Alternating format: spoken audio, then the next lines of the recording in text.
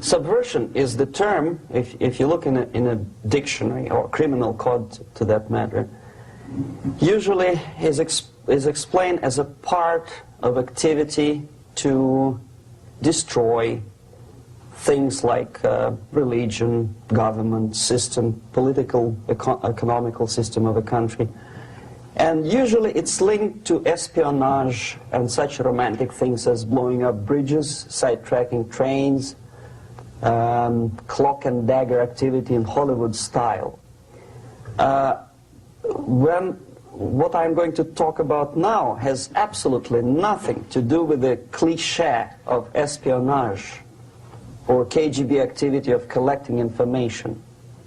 So the greatest mistake or misconception, I think, is that whenever we are talking about KGB, for some strange reason, starting from Hollywood movie makers to professors of political science and quote-unquote experts on Soviet affairs, or Kremlinologists as they call themselves, they think that the most desirable thing for Andropov and the whole KGB is to steal blueprints of some supersonic jet, bring it back to Soviet Union and sell it to the Soviet military-industrial complex.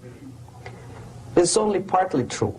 If we take the whole time, money, and manpower that the Soviet Union and KGB in particular spends outside of USSR border, we will discover, of course there are no official statistics unlike with CIA or FBI, that the espionage as such occupies only 10 to 15% of money, time, and manpower. 15% of the activity of KGB. The rest, 85%, is always subversion. And unlike a dictionary of English, Oxford Dictionary, subversion in Soviet terminology means always a destructive, aggressive activity aimed to destroy the country, nation, or geographical area of your enemy.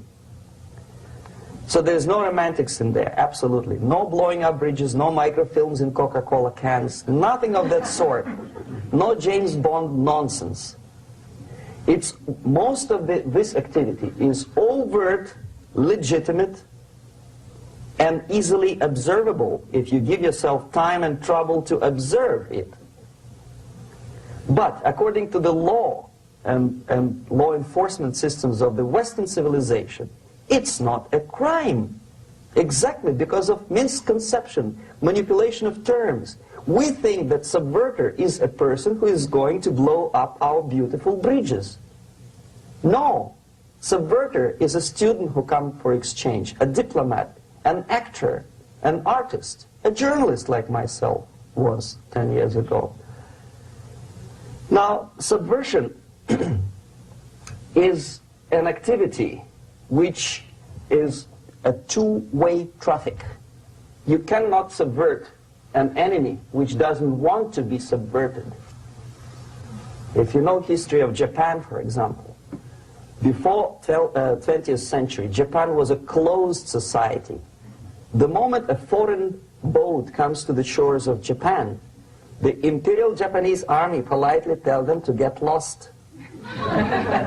And if American salesman comes to the shore of Japan, let's say 60 or 70 years from now back, and says, oh, I have a very beautiful vacuum cleaner for you, with the good financing, he says, please leave us, we don't need your vacuum cleaner.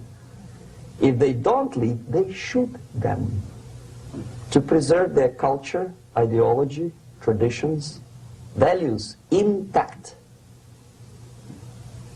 You were not able to subvert Japan. You cannot subvert Soviet Union because the borders are closed. The media is censored by the government. The population is controlled by the KGB and internal police. With all the beautiful glossy pictures of Time magazine and Magazine America, which is published by the American embassy in Moscow, you cannot subvert Soviet citizens because the magazine never reaches Soviet citizens. It's collected from the newsstands and thrown to garbage can. Subversion can be only successful when the initiator, the actor, the agent of subversion has a responsive target. It's a two-way traffic. United States is a receptive target of subversion. There is no response similar to that one from United States to the Soviet Union. It stops halfway somewhere. It never reaches here. The theory of subversion goes all the way back 2,500 years ago. The first human being who formulated the tactics of subversion was a Chinese philosopher by the name of Sun Tzu.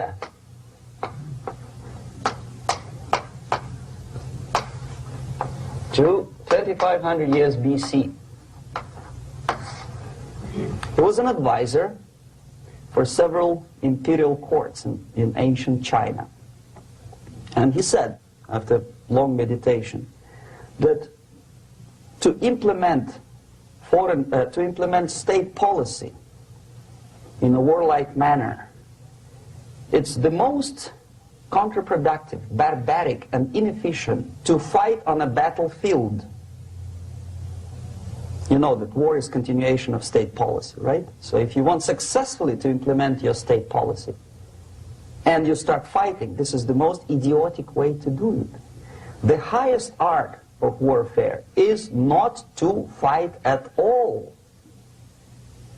but to subvert anything of value in the country of your enemy, until such time that the perception of reality of your enemy is screwed up to such an extent that he does not perceive you as an enemy, and that your system, your civilization, and your ambitions look to your enemy as an alternative, if not desirable, then at least feasible. Better red than dead. That's the ultimate purpose, the final stage of subversion, after which you can simply take your enemy without a single shot being fired, if the subversion is successful. This is basically what subversion is. As you see, not a single mentioning of blowing up bridges. Of course, Sun Tzu didn't know about blowing up bridges. Maybe there were not that many bridges at that time. But the basics of subversion is being taught to every student of KGB school in USSR and to officers of military academies. I'm not sure if the same author is included in the list of reading for American officers, to say nothing about ordinary students of political science. I had difficulty to find the translation of Sun Tzu in the library of a university in Toronto and later on here in Los Angeles. But it's a book which is not available. It is forced to every student in USSR. Every student who is taught to be dealing further in his future career with foreigners. What subversion is? Basically, it consists of 4 periods, time-wise. If we start from here and go this way, time, right? This is the beginning point. The first stage of subversion is the process which is called, basically, demoralization. It says for itself what it is.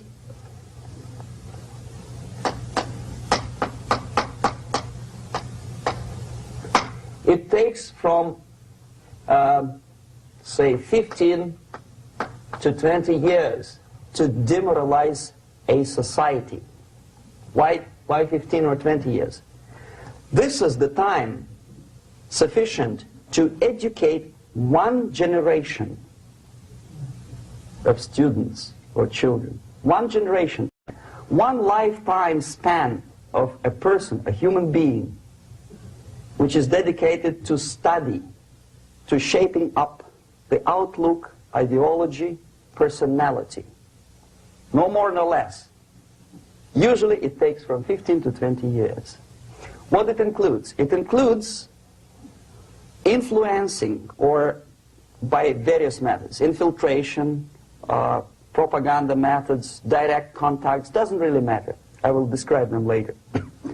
Of various areas where public opinion is formulated or shaped.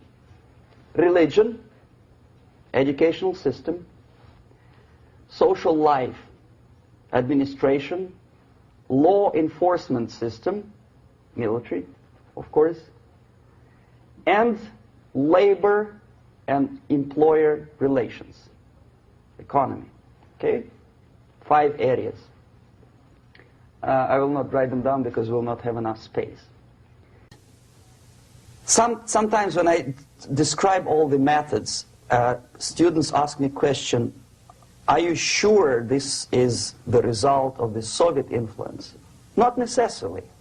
You see, the tactic of subversion, about which I'm talking, is similar to the martial art, the Japanese martial art.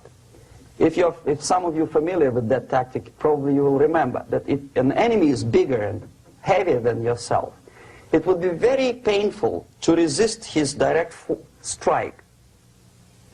If a heavier person wants to strike me in the face, it would be very naive and counterproductive to stop his blow.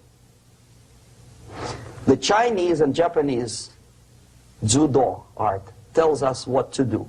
First to avoid the strike, then to grab the fist and continue his movement in the direction where it was before, right? Until the enemy crashes in the wall. You see? So, what happens here? The target country obviously does something wrong. If it's a free democratic society, there are many different movements within the society.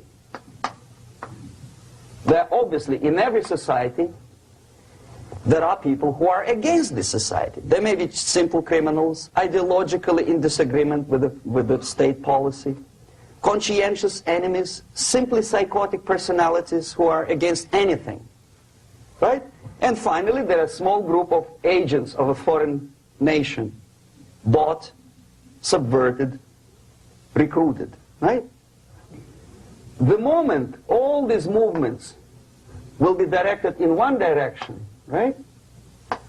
This is the time to catch that movement and to continue it until the movement forces the whole society into collapse, into crisis, right? So that's exactly the martial art tactic. We don't stop an enemy. We let him go. We help him to go in the direction we want them to go. Okay? So, on the stage of demoralization, obviously there are tendencies in each society, in each country, which are going to opposite direction from the basic moral values and principles. To take advantage of these movements, to capitalize on them, is the main purpose of the originator of subversion. So we have religion, we have education, we have social life, we have power structure, we have labor relations, unions, and finally we have law and order. 1, 2, 3, 4, 5, 6.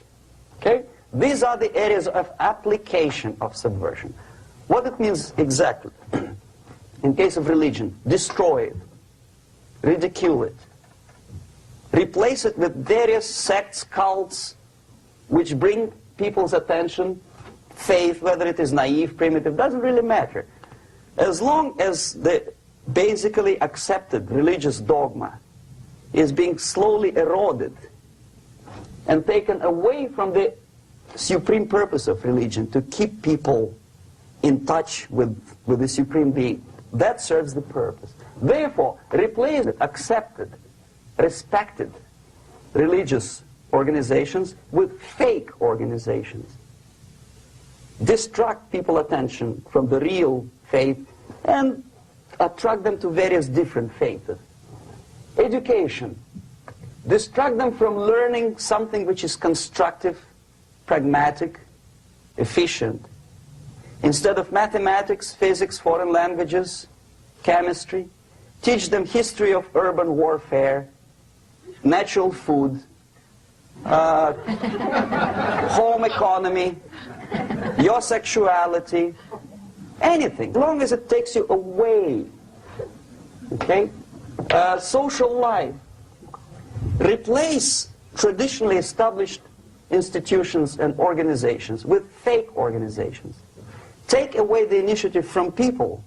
Take away the responsibility from naturally established links between individuals, group of individuals, and society at large, and replace them with artificially, bureaucratically controlled bodies. Instead of social life and friendship between neighbors, establish social workers institutions. People who are on payroll of whom? Society? No. Bureaucracy. The main concern of social workers is not your family, not you, not social relations between groups of people. The main concern is to get the paycheck from the government. What will be the result of their social work doesn't really matter. They can develop all kind of concepts to show to the government and to the people that they're useful. Okay, away from the natural links, power structure. Okay, the natural bodies of administration, which are traditionally either elected by people at large or appointed by elected leaders of society, are being actively substituted by artificial bodies. The bodies of people, groups of people, whom nobody elected. Never. As a matter of fact, most of the people don't like them at all, and yet they exist. One of such group is media.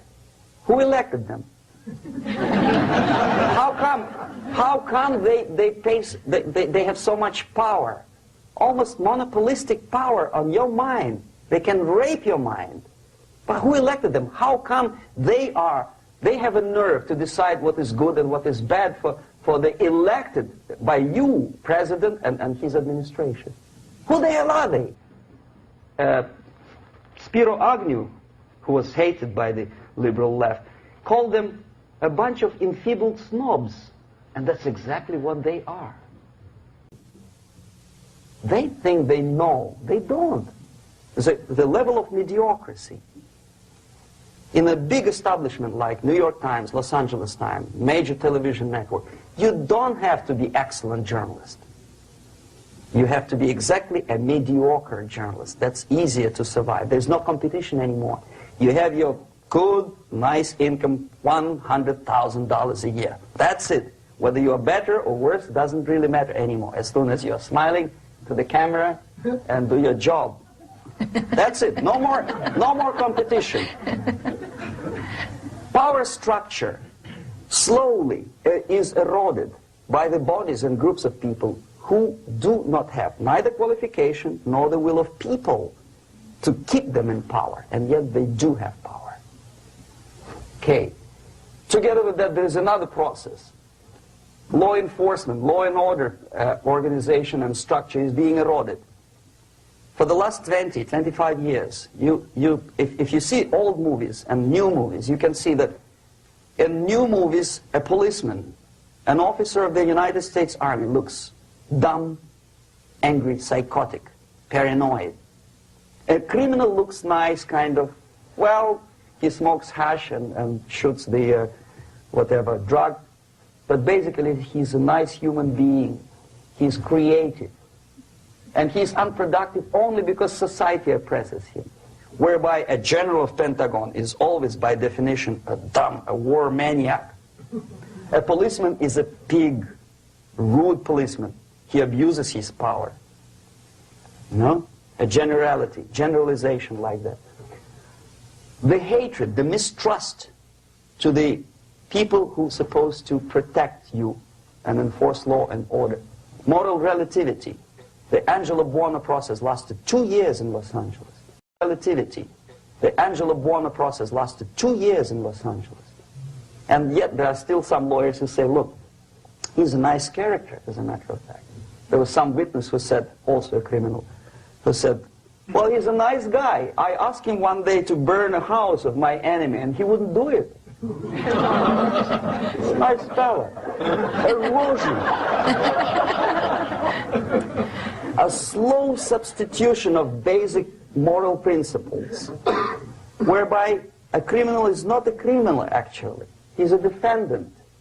Even if his guilt is proven, there is still a doubt to kill or not to kill, to be or not to be. Thou shalt not kill, yes, but this line may not necessarily be applicable to a murderer.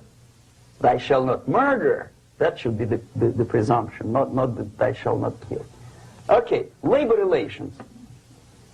At this stage, within 15 to 20 years, we destroy the traditionally established links of bargaining between employer and employee. The classical Marxist-Leninist theory of natural exchange of goods. A person A has 5 sacks of grain and person B has 5 pairs of shoes. And the natural exchange without money is when they bargain between each other. And only with the introduction of the third force, C, an entirely third foreign stranger who says, no, don't give him 5 sacks of grain, give it to me, and you give me your 5 pairs of shoes, and I will distribute it accordingly, so that the economy will go. This is the death of natural exchange, death of natural bargaining. Well, trade unions were established 100 years ago. The objective was to improve working conditions and to protect the rights of workers from those employers who were abusing their right because they had more money. Objectively, at that time, initially, the trade union movement did work. What we see now is that the bargaining process is no longer resulting in the compromise, which is leading objectively to betterment of working conditions and increase of salary. What we see is that after each prolonged strike, the workers lose. Even if they have 10% increase of their salaries, they cannot catch up due to inflation and due to missed time. More than that, millions of people suffer from that strike because economy now is interdependent. It's intertwined like one body. If previously steel workers, say 100 years ago, could strike and nobody would suffer, now it's impossible anymore. If a garbage collector strikes today, the rest of the multi-million city is stinking. I mean, there's no more service. In Quebec, for example, we had the electricians who were on strike in the middle of winter. You can freeze your bottom, and they still were on strike. Did they catch up with the salary? No, they lost. Who benefited? The leaders of trade unions. What is the motivation for strike? Improving of a worker's condition? No, obviously it's not. Then what is it? Ideology. To prove to these capitalists. And the obedient horde of workers, like sheep, follow these people. And they cannot disobey. Why? Because if they do, you know what happens to them. Pickets, murders, shooting truck drivers by picketers. In Montreal, for example, I saw with my own eyes when I was correspondent of CBC, International, Canadian Broadcasting Corporation, when the workers of aircraft factory destroyed computers and the equipment in the factory. And the administration employed strike breakers. Their cars were turned upside down and burned. Their houses were burned. Their kids were intimidated. And some victims were there. Of that you can be sure. Why? To improve conditions of workers? No. Ideology. Okay, so this is what happens basically. It may or may not happen without the help of the Soviet Union. But the natural tendencies are being greatly taken advantage of and capitalized by the Soviet propaganda systems. How? Whenever trade union strikes, we have influx of propaganda, mass media, ideological dissemination. The workers' right, and we repeat it like parrots. Yes, workers' right. Whose rights? Workers? No. The only freedom of worker to sell his labor according to his own desire and will is taken away from him. By whom? By trade union boss. Unlimited power is given. Responsibility. I want to sell my labor not for $2.50 an hour, but for $2. I don't have right. My freedom is denied to me. I know that if I sell my work for $2 an hour, not for $3 an hour, I will compete better with the other guy who is lazy and more greedy. I don't need $3. I need only $2. No, I was made to believe by media, by business, by advertising agencies that I need more and more and more. Have you ever heard any advertising on TV to consume less? No. No way. Whether you need a six-cylinder car or not, you have to buy it. And hurry up. When I was driving here on the local radio station, an excited announcer said, "You hurry up, rush and save, save, save. There is a pantyhose sale." Save by buying more. See? Of course. It would be too naive to expect that KGB makes that advertising agency to do such a crazy commercial. No, of course not. But what we did when I was working for Novosti Press, we would snow plow editorial offices, student organizations, religious groups with literature of class struggle. If not directly Marxism-Leninism propaganda, then a propaganda of legitimate aspirations of working class, betterment of life, equality.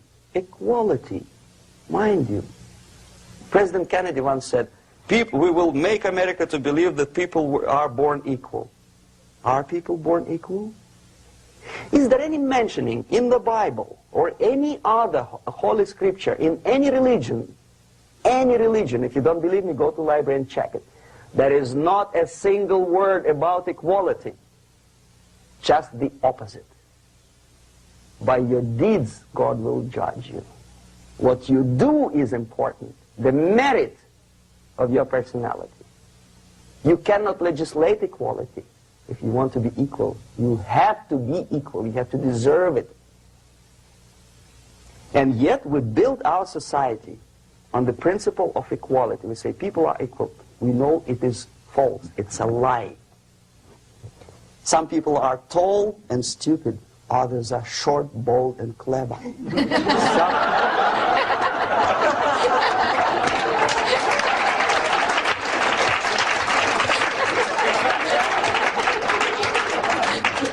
If we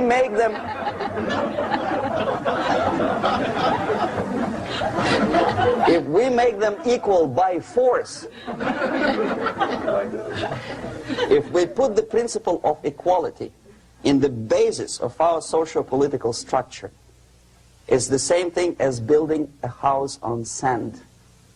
Sooner or later it will collapse, and that's exactly what happens. And we, as Soviet propaganda makers, are trying to push you in the direction which you go yourself. Equality, yes, equality. People are equal. Land of equal opportunities. Is it true or not? Think about it. Equal opportunities. Should there be equal opportunities? For me and for a lazy bastard who comes here from some other country and immediately registers as a welfare recipient benefits? I never received a single dollar. No, sorry, I did receive once. But I never applied for welfare. For the 13 years, I took any job. Security guard, journalist, taxi driver, anything. Well, I was restless, but some people don't like it. They immediately. So why should we have equal opportunities? Why? The equal opportunity to excel. Equal opportunity in equal circumstances, yes, but we know people are different. To excel, yes, provided we reach the same level of excellency, perfection, which is hypothetical, distant future. Yes, maybe. But we know perfectly well that even with the best intentions, people could not be equal. Why should we have equality in the, say, legal system? Myself, I'm considering myself a law-abiding citizen, and a person who comes here to rob and shoot, say, the United States administration under Carter imported thousands of Cuban criminals. They were non-criminals, yet they were accepted. Do you think it's fair if myself and my wife from Philippines, who work like a, excuse me, horse as a lab technician in the hospital, should have the same rights as a criminal from Cuba? Why? And yet we repeat as parrots, equality, equality, equality. And the Soviet propaganda system helps us to believe that equality is something which is desirable. Democracy, as it was established by fathers of this country, of this system in the last century, is not equality. It's the system where different people, unequal people, have a chance to survive and help each other in constant competition, in constant perfection, not in equality, which is superimposed from a godfather or a nice person in Washington, D.C.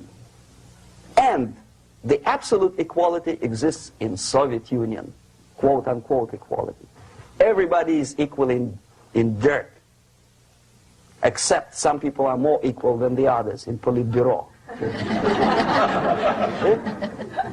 So, the moment you bring a country to the point of almost total demoralization, when nothing works anymore, when you are not sure whether it is right or wrong, good and bad, but there's no division between evil and good, when even the leaders of church sometimes say, well, violence for the sake of justice, especially social justice, is justified in the countries like Nicaragua, El Salvador, well, maybe Rhodesia, and we listen to them and say, yeah, probably it's true. Is it true? No, it is not true. Violence is not justified, especially for the sake of quote-unquote social justice introduced by Marxist-Leninists. That is my former colleagues from Novosti Press Agency. Okay, so we reached that point. The next step is destabilization.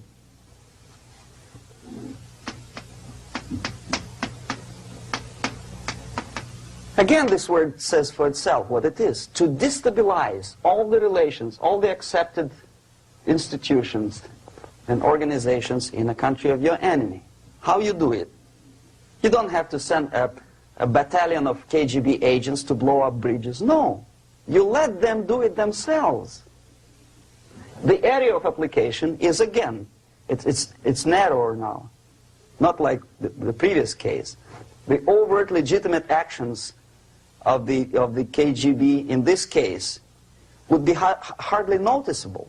There is no crime if a professor who recently went to USSR introduces a course of Marxism-Leninism in a Californian college, for example. Nobody is going to come to his doorstep and say, okay, mister, come, you are under arrest. No, it's not a crime. It's not even considered a moral crime against your country.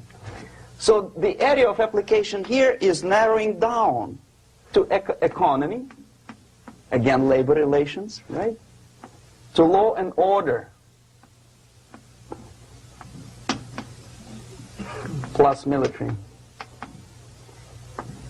And economy, law and order. Yes, and again the media, but wider scope, little bit different. I'll explain it later. Okay, basically 3 areas. Economy. The radicalization of bargaining process. If on that stage we still could achieve, theoretically, some positive compromise between the negotiating sides with say, the arbitrary, introduction of arbitrary judges, a third side, objectively judging the demands of both sides. Here it's radicalization. On the stage of destabilization, we cannot come to compromise even within a family. The husband and wife couldn't figure out which is better. Husband wants his kids to eat at the table, and wife wants a child to roam around the room and drop food all over the floor. They cannot come to compromise unless they start a fight. It's impossible to reach a compromise, constructive compromise, between neighbors. Some people say, I don't like you to watering your lawn at that time because exactly at that time I'm walking my dog and he's getting nervous. He cannot pass his bowels, you know. So they cannot compromise. They go to a civil court or something like that. radicalization of human relations. No more compromise. Fight, fight, fight. The normal, traditionally accepted relations are destabilized. The relations between teachers and students in schools and colleges. Fight. The relations between, in economical sphere, between laborers and employers are further radicalized. No more acceptance of the legitimacy of demands of workers.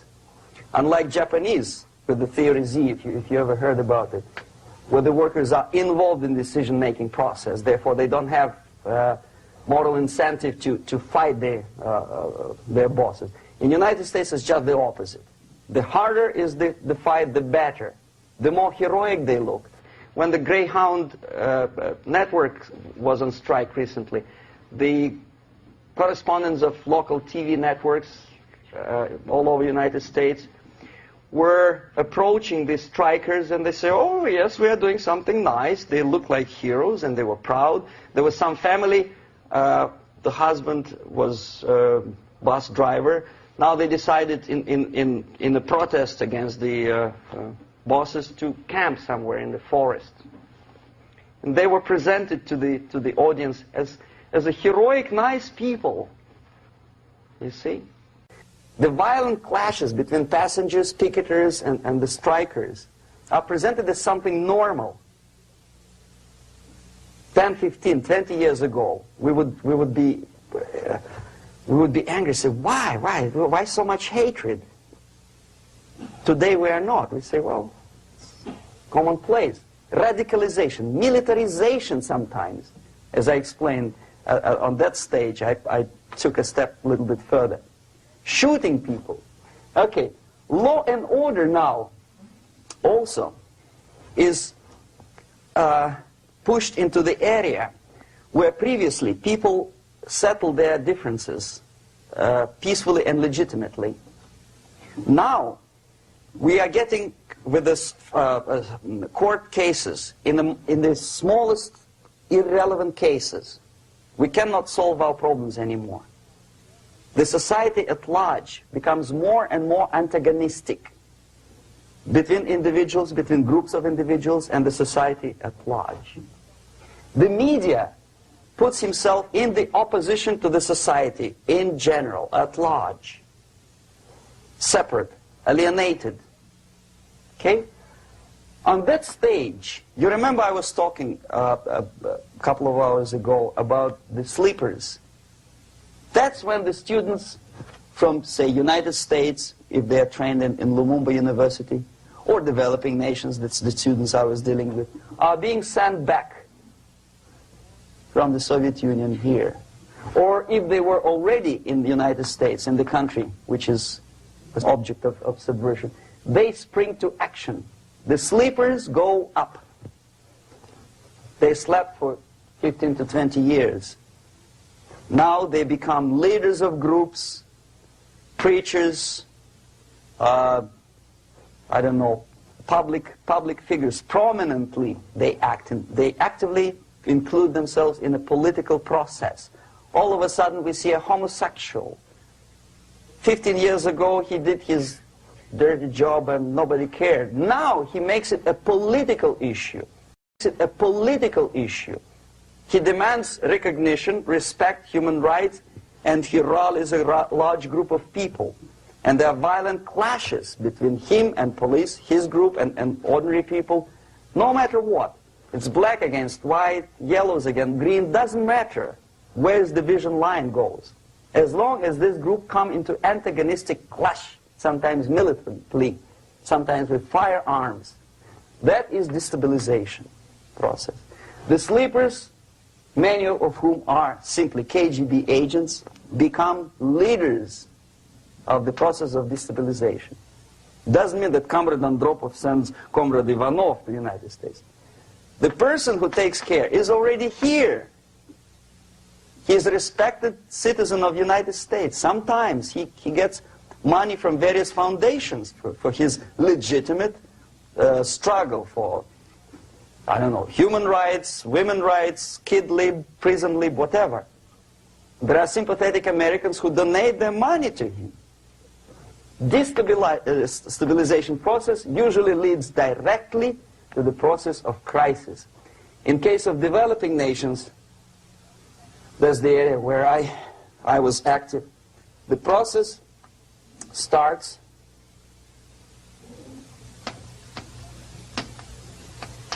when the legitimate bodies of power, the social structure collapse. It cannot function anymore.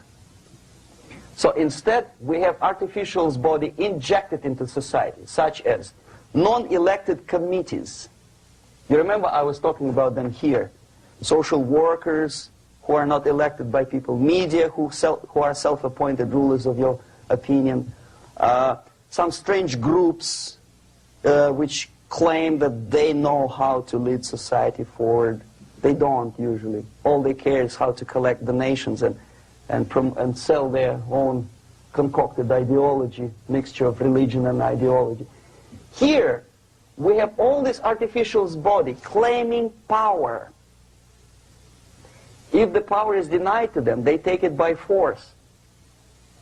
In case of Iran, for example, all of a sudden we have revolutionary committees. What kind of revolution? There was no revolution yet, and yet they had the committees. They were taking power of judgment. They had the power of execution, they had the power of legislation, and that they had the power of judicial. All of them combined in one person, who is half-baked intellectual, sometimes graduated from Harvard University or Berkeley. He comes back to his country and he thinks that he knows the answer to all the social, economical problems. Okay? Crisis is when society cannot function any more productively. It collapses, obviously. That's the word for crisis. So therefore, the population at large is looking for a savior. The religious groups are expecting a Messiah to come. The workers say, we have family to feed. Let's have a strong government, maybe socialist government, centralized. When somebody put the employers on their place and let us work. We are sick and tired of going to strike and missing overtime and all that stuff. We need some strong man, strong government, a leader, a savior is needed. Population is sick and tired already. And here we are. We have a savior.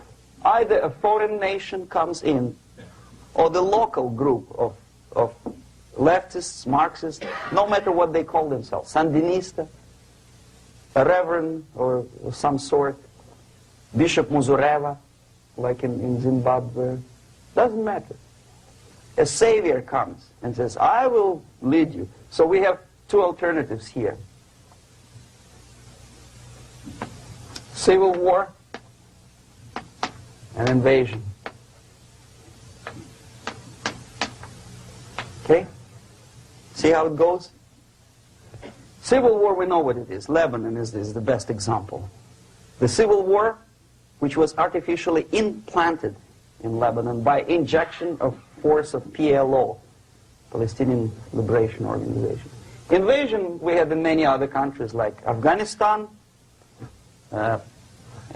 name any East European country, it was invaded by the Soviet army.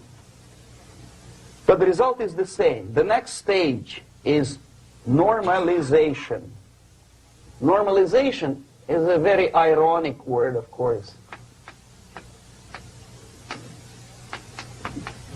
It is borrowed from 1968 situation in Czechoslovakia, when the Soviet propaganda, and after them New York Times, declared the country is normalized. The tanks moved into Prague, so there is no more Prague Spring, there is no more violence. Normalization. At that stage, the self-appointed rulers of the society don't need any revolution anymore. They don't need any radicalism anymore. So this is the reverse from destabilization. Basically, it is stabilizing the country by force. So all the sleepers and activists and social workers and liberals and homosexuals and professors and Marxists and Leninists are being eliminated physically sometimes. They've done their job already. Okay? They are not needed anymore. The new rulers need stability to exploit the nation, to exploit the country, to take advantages of the victory. Okay? So no more revolutionaries, please. And that's exactly what happens in a number of countries. You remember Bangladesh? This is the crisis in which I was instrumental. First they had Mujibur Rahman. In 1971, he was the leader of People's Party, Awami League, with mustache like Stalin. He was in Russia many times. In 5 years, he was shot by his former colleagues, Marxists. He fulfilled his function. In Afghanistan, it happened 3 times. First there was Taraki, then there was Amin, now there's Babrak Karmal. They killed each other successively, one after another. The moment he fulfills his duty, the first one demoralized country, the second destabilized, the third one brought it to crisis. Goodbye, comrades. Babrak Karmal comes from Moscow and put into the seat of power. Same thing happened in Grenada recently. Maurice Bishop, Marxist, was killed by Austin, what's his name, General something, who was also a Marxist. Right? So no more revolutions, please. Normalization now. From now on, no more strikes, no more homosexuals, no more women lib, no more kid lib, no more lib, period. A good, solid, democratic, proletarian freedom. That's it. Now, to reverse this process takes enormous effort. When today, United States had to invade Grenada to reverse the process of subversion. Some people say, boy, this is not good, it's not kosher to invade the beautiful country, island of Grenada. Well, why didn't you stop the process here, when Grenada was just approached by leftists? Why not to prevent Maurice Bishop to come in power in the first place? Did Grenadians want him? Very questionable. They didn't know who was Maurice Bishop in the first place. He came to power by coup d'etat himself. Okay? No, we let the situation develop further and further and further until the crisis and normalization very soon. And then the United States decided to invade country, discovering that the country was absolutely a military base for the Soviet Union. Of course it's a drastic measure. Of course it's a pity that Marine Corps had to lose, what, 17 lives. Very bad. Why not to stop the process before it comes to crisis? Oh no, intellectuals will not let you. It's interference into domestic affairs. They're very careful not to let American administration to interfere in domestic affairs of Latin American countries. They don't mind Soviet Union interfere in these affairs. Okay. So to reverse this process, from here, it takes only and always military force. No other force on earth can reverse this process at this point. At this point, it does not take military invasion of the United States Army. It takes strong action, like in Chile. A CIA covert involvement to prevent the savior from outside to come into power and to stabilize country before it erupts into civil war. Stabilize country before it erupts into civil war. Okay? Support the right-wing conservative forces. By money, by crooks or love, doesn't matter. Stabilize the country. Don't let the crisis develop into civil war or invasion. Oh no, your liberals will say it's against the law. The Congress will not appropriate money for covert actions of CIA. Why not? Should we wait till the normalization come and Soviet tanks land in Los Angeles airport? Now, at that point, at the point of destabilization, also the process could be reversed. Again, easily than this. No CIA involvement at this point. You know what it takes here? Restriction of some liberties for small groups which are self-declared enemies of the society. As simple as that. Oh no, the media and liberals will tell you this is against the American Constitution. How can we by force deny the civil rights to criminals, for example. It's not good. Okay? So we allow them to. Okay, if you allow the criminals to have civil rights, go on and bring the country to the crisis. This is a bloodless way to do. Curb the rights. I mean, not to put them in prison. No, I'm not talking about putting all the gays from San Francisco in the concentration camp. Do not allow them to take political force.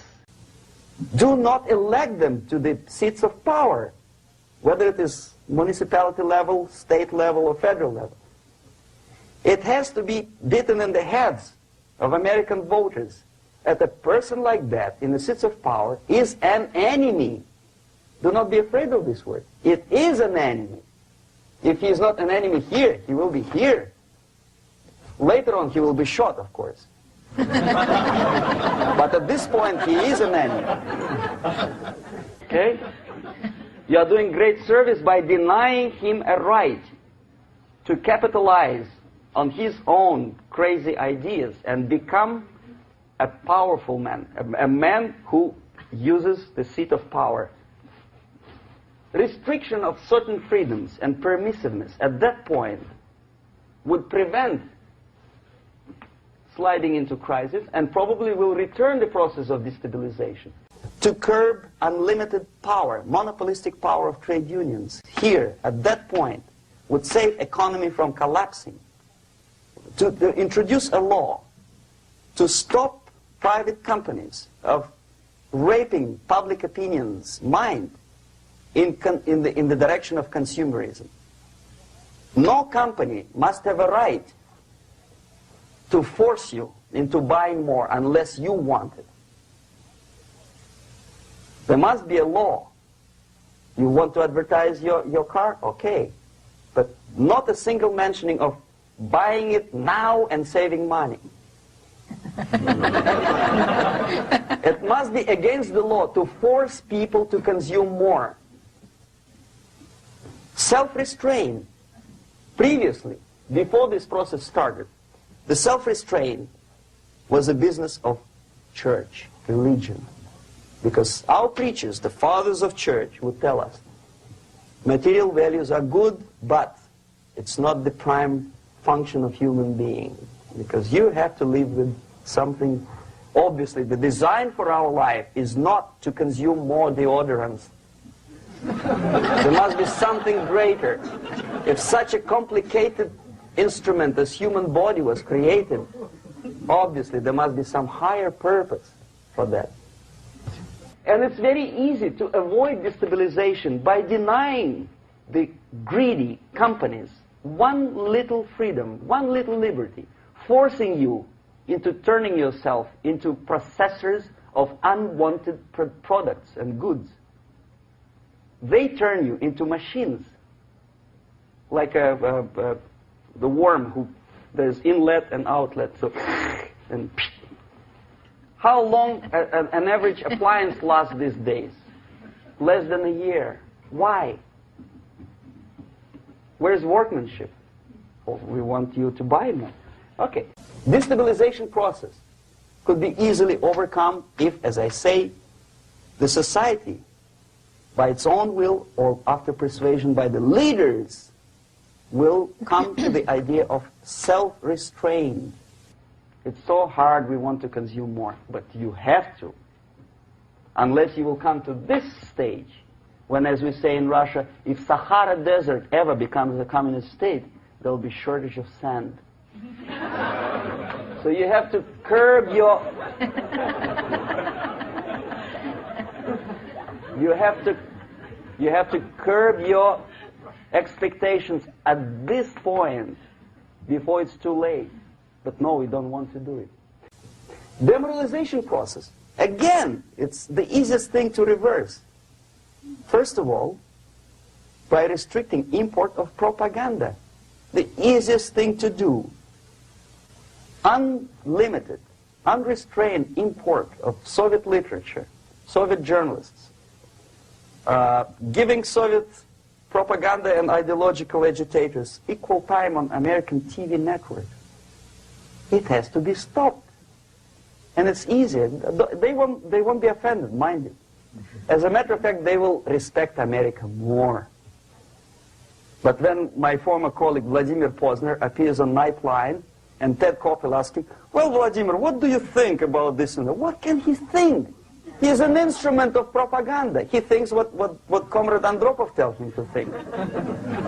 He's just a nice, articulate mouthpiece of the Soviet subversion system. And Ted Koppel makes you believe that my friend Vladimir Posner thinks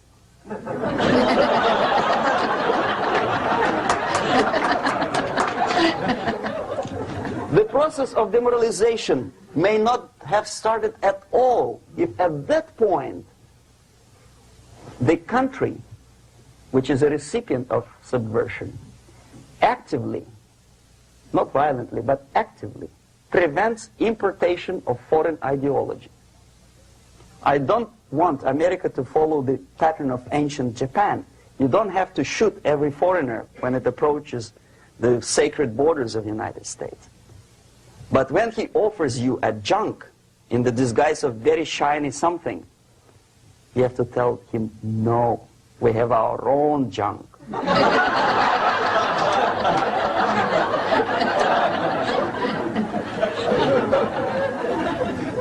If at that point the society is strong, brave, and conscientious enough to stop importation of ideas which are foreign, then the whole chain of events could be prevented. Recently I've been to the Philippines, and I was shocked how in big cities like Manila, children listen to deafening music. A melodious nation with long traditions of good, nice ethnic music, introduced by Spanish long time ago, maybe 2 centuries, 3 centuries ago, I don't remember how long. All of a sudden listen to musical garbage, blasting their radios at full blast, at full volume. Why?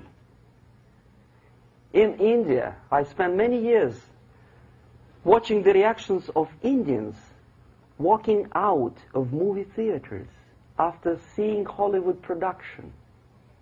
They couldn't figure out why Americans are so wasteful. They smash their cars, their shiny cars, every 5 minutes.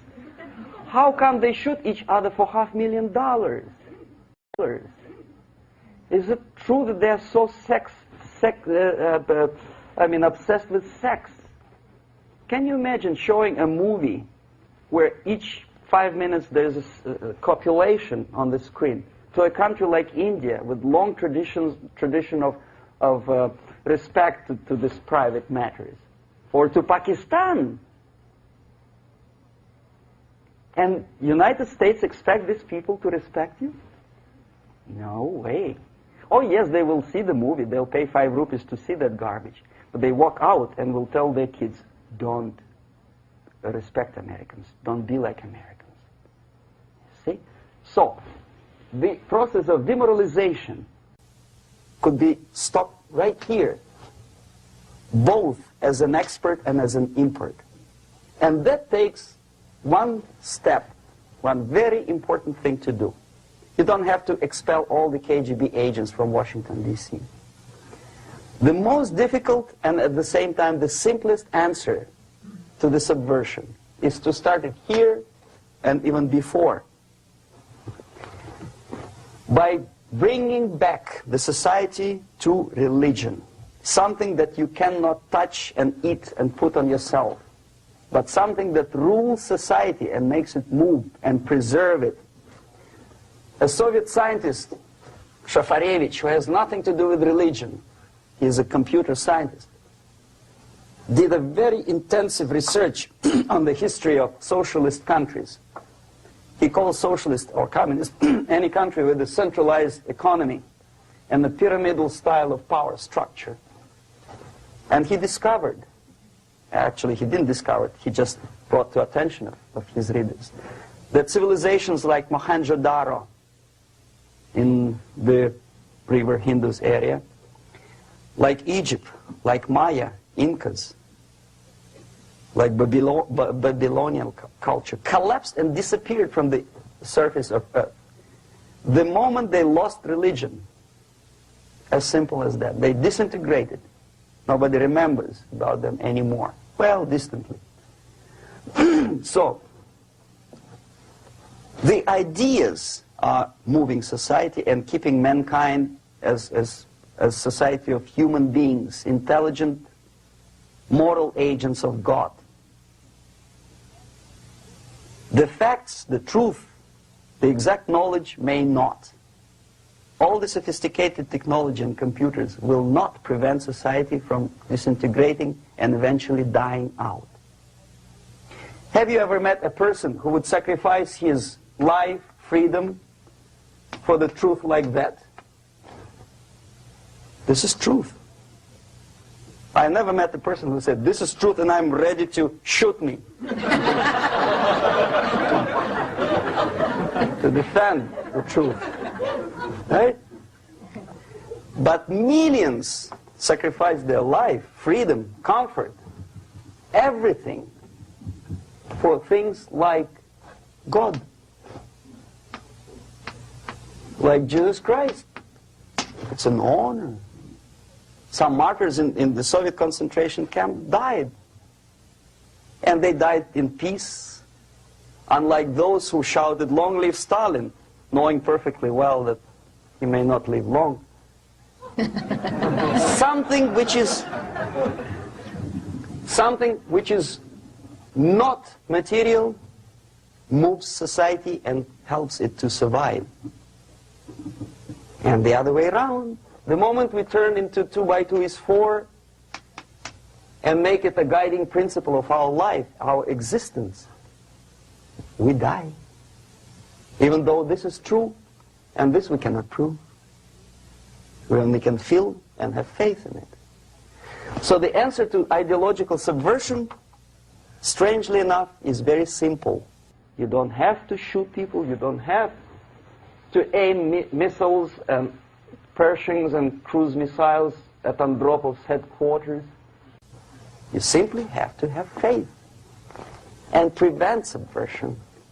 In other words, not to be a victim of subversion.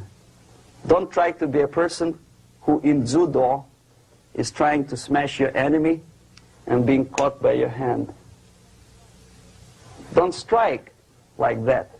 Strike with the power of your spirit and moral superiority. If you don't have that power, it's high time to develop it. And that's the only answer.